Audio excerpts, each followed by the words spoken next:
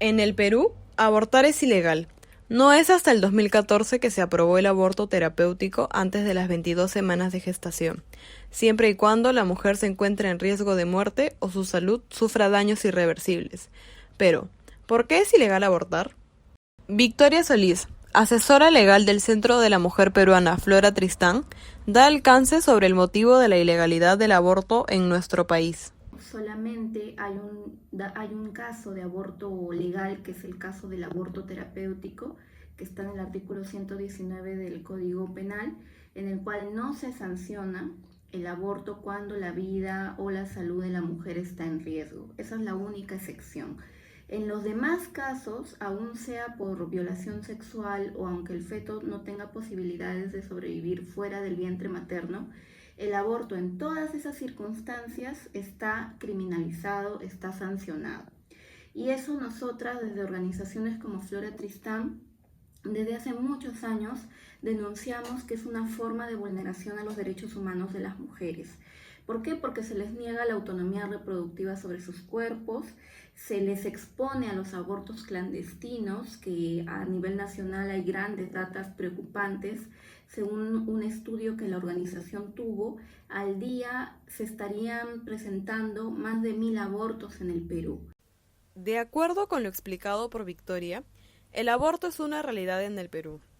En el país, anualmente se estima que se llega a la cifra de 352.000 abortos. Esto representaría el 9% de muertes maternas a nivel nacional. A pesar de que es ilegal, existe un método de aborto y que últimamente se ha vuelto la segunda opción de las mujeres con embarazos no deseados: el consumo de la pastilla misoprostol. El jefe del Departamento de Ginecología Obstetriz del Hospital San Bartolomé, Víctor Parra, explica qué es el misoprostol. Es una sustancia cuya función es sobre todo el ablandamiento del cuello uterino. Este ablandamiento ocasiona también una dilatación del cuello, porque el orificio está cerrado, el cuello cervical, lo dilata, y un borramiento, es decir, un acortamiento del cuello. Según Promsex, el 34% de estas mujeres eligieron la opción de consumir pastillas en el mercado negro, accediendo así a precios elevados, exponiéndose al peligro y sobre todo sin una real asesoría médica. El conjunto de esto hace que la persona ponga en riesgo su vida. Quisimos comprobar lo antes dicho. Accedimos a la compra de una pastilla. El lugar elegido fue al frente del Hospital San Bartolomé, hospital donde diariamente se realizan más de 50 partos. ¿Cuántas quieres? 3.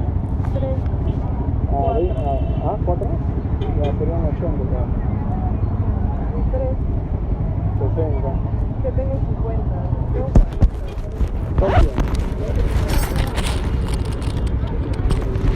Tengo 30 nada más. ¿30? 12 te doy. ¿Sirve? ¿Ah? ¿Sirve? No baja,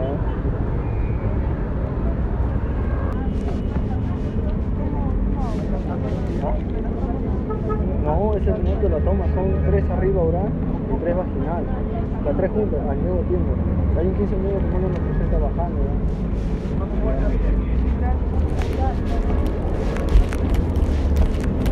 El doctor Parra, sin embargo, tiene otro concepto sobre el uso de esta pastilla. El misoprostol tiene múltiples usos, ¿no? Diversos usos. Si, por ejemplo, en obstetricia, en gineco-obstetricia, en lo que nosotros usamos, por ejemplo, en las primeras semanas, hagamos cuenta que tenemos un paciente que en las primeras semanas del embarazo, digamos 10, 12, de repente, tenga una pérdida, digamos una muerte del bebé o del mismo bicho, del embrión, dentro, que digamos nosotros aborto retenido, en que los orificios están cerrados, pero el bebé está muerto y no sale. En las primeras semanas, nosotros le usamos el misoprostol. ¿Para qué? Para que dilate el cuello y sea más fácil el legrado uterino, la evacuación del producto. Ahora, en ese contexto, nosotros generalmente usamos de 3 a 4 tabletas, es decir, entre 600 y 800 miligramos. Generalmente acá en el hospital usamos 200, 2 tabletas de 200, es decir, 2 tabletas de 200, es decir, 400 vía oral, y 2 tabletas de 200, es decir, 400 vía vaginal, 2. Y generalmente a las 4 horas hay efecto. Ya, ese es si nosotros queremos hacer ahí. Luego, lo usamos nosotros también para inducir parto ya cuando digo, en las 41 semanas, pero ahí usamos ya no una tableta, no 4 tabletas, sino usamos un octavo de tableta. Claro. ¿ya? Es decir, mientras más desarrollado esté... Menos dosis, menos dosis, porque puede romper el útero. Ok. El útero. Y cuando incluso también lo usamos en el posparto, cuando hay una hemorragia uterina posparto, nosotros usamos el misoprostol y usamos ahí aproximadamente 800 microgramos, pero transrectal. ¿Para qué? Para evitar, digamos, el sangrado generalmente que se da en atonía uterina, básicamente. Tanto colectivos católicos como evangélicos y cristianos han mostrado una oposición ferviente con respecto a los temas del aborto y del matrimonio homosexual. Ante una posibilidad de debate, este movimiento se pronunció sobre el tema. Estamos en contra de ello porque creemos que es inhumano, ¿no? Sobre todo matar a una criatura.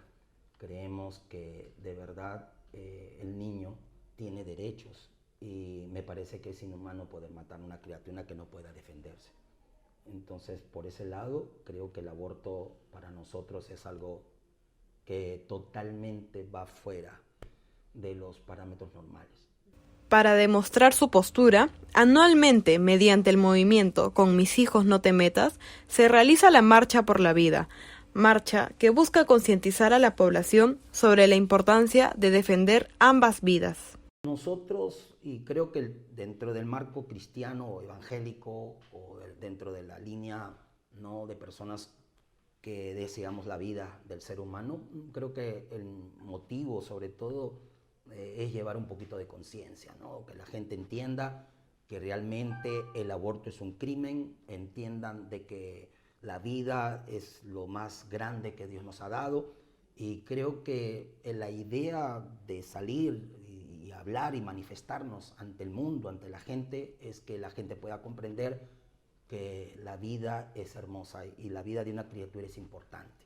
Por eso es que hacemos todo aquello.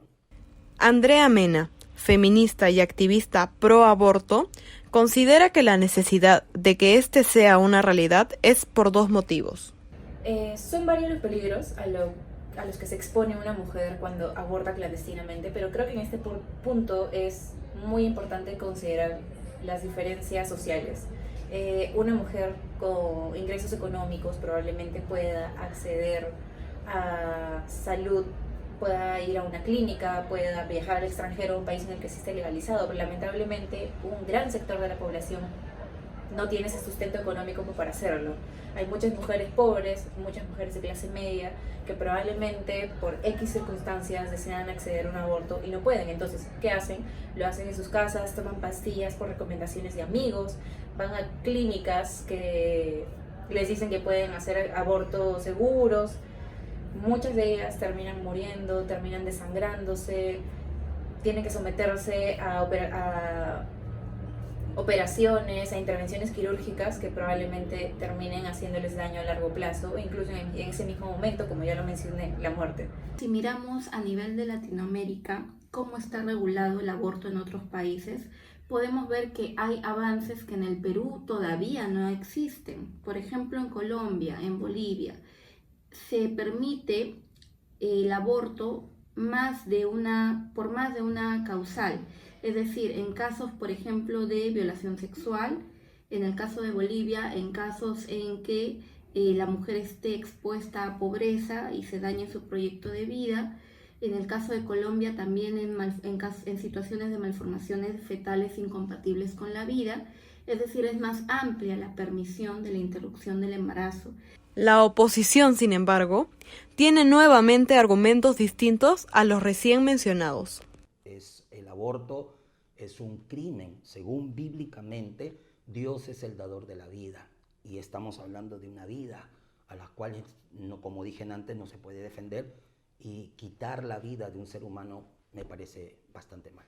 Si bien el aborto se realiza de manera clandestina y con diversos métodos, es la pastilla misoprostol el principal medicamento que se utiliza en las salas de parto en los hospitales del Estado. Lo que hacemos es, al paciente le ponemos misoprostol, 1/8 de tableta. La tableta de misoprostol tiene 200 microgramos.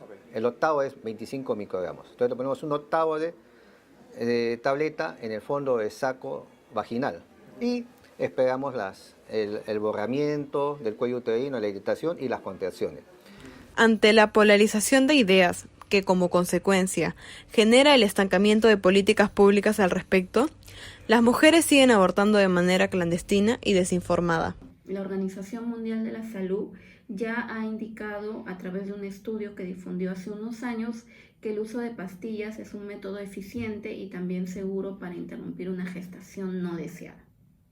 Como ya se mencionó, el Estado ya utiliza el misoprostol para prácticas relacionadas a la gestación. ¿Cuántas mujeres más se tienen que seguir exponiendo ante tanto peligro para que haya una postura abierta sobre el uso seguro de la pastilla en métodos abortivos?